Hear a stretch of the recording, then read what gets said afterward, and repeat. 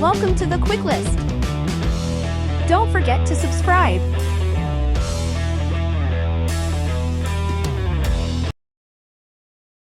Hey there, Quicksters! Although we have a choice in becoming the people we want to be, it is undeniable that our childhoods shape us to some extent. Our behavioral patterns are formed at a young age and include how we choose to react to various situations and how we express ourselves. When we first start to learn how to make sense of our surroundings, marriage and family therapists discovered that everyone has a unique love style that is influenced by their upbringing. Our tendencies and inclinations in how we respond to our romantic partners comprise our love style. Understanding how we love, on the other hand, allows us to learn how our love styles affect our relationships. Here are 5 different types of love. 1. The pleaser. The pleaser is frequently raised in a household with an overly protective or angry and critical parent. Pleasers do everything they can as children to be good and to be on their best behavior so that they do not elicit a negative response from their parents. Pleaser children do not receive comfort. Instead, they devote their time and energy to providing comfort to their overly sensitive parent. Pleasers are uncomfortable with conflict and deal with it by quickly giving in or making amends. They typically have difficulty saying no, and in order to avoid difficult confrontations, they may not be truthful and may lie. As pleaser children mature, they learn to read the moods of those around them in order to keep everyone happy. Pleasers, on the other hand, can have breakdowns and leave relationships when they are stressed or believe they are constantly letting someone down. Pleasers frequently spread themselves thin, attempting to be everything to everyone when it is unrealistic, and instead of forming healthy boundaries for themselves, pleasers focus more on the needs and desires of others in order to cultivate stable relationships. They must be honest with themselves about their feelings rather than attempting to do what is expected of them. 2. The victim. The victim is frequently raised in a chaotic home. Victims learn to be compliant in order to survive by focusing less attention on themselves in order to remain unnoticed. Victim children learn at a young age to hide and remain silent in order to deal with their angry, violent parents. Victim children frequently create an imaginary world in their heads to cope with the dangers they face on a daily basis because being fully present is painful for them. Victims typically have low self-esteem and suffer from anxiety and depression. They may end up marrying controllers who behave similarly to their parents.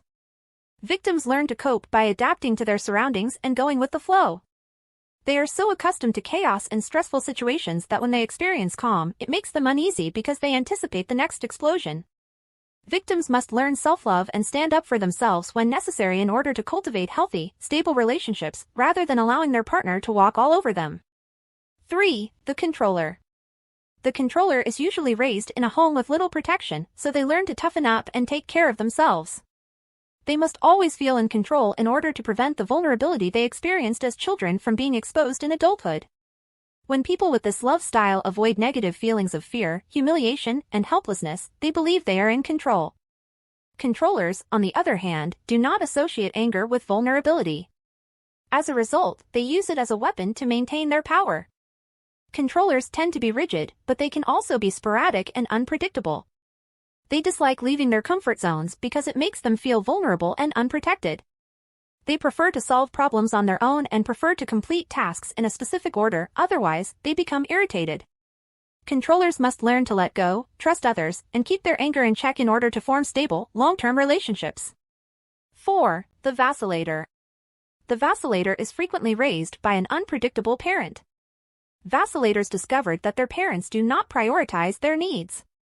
Vacillators develop a deep fear of abandonment in the absence of consistent affection from their parents, but when the parent finally feels like giving their time and attention to them, vacillators are usually too angry and tired to receive it. When vacillators reach adulthood, they seek the consistent love they were denied as children. Vacillators have a tendency to romanticize new relationships, but when they are led astray or disappointed, they become dejected and skeptical. They frequently feel misunderstood and are subjected to a great deal of internal conflict and emotional stress in their relationships. They can be extremely sensitive and perceptive, allowing them to detect even the smallest change in others and recognize when people are withdrawing. To cultivate healthy, stable relationships, vacillators must learn to pace themselves and get to know someone before committing too soon and being disappointed by their own expectations. 5. The avoider. The avoider is frequently raised in a less affectionate household that values independence and self-reliance. Avoiders learn to take care of themselves as children, putting their feelings and needs on hold to deal with their anxieties about having little to no comfort from their parents.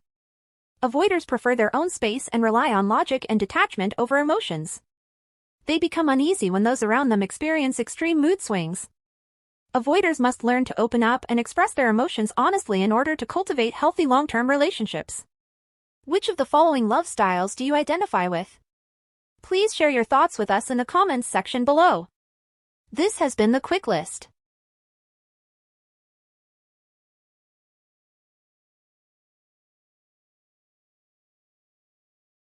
Don't forget to like and subscribe to our channel.